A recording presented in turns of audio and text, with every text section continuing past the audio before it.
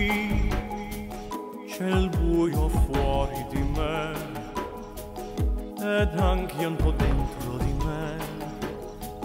Che assurdità questa città senza persone.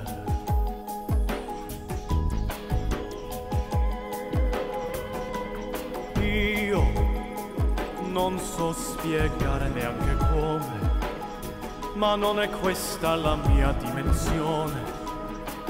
E la mia mente non è mai in pace, è sempre altrove. Tu dove sei? La tua voce dove? Senza di te, senza il tuo aiuto, che sarà di me?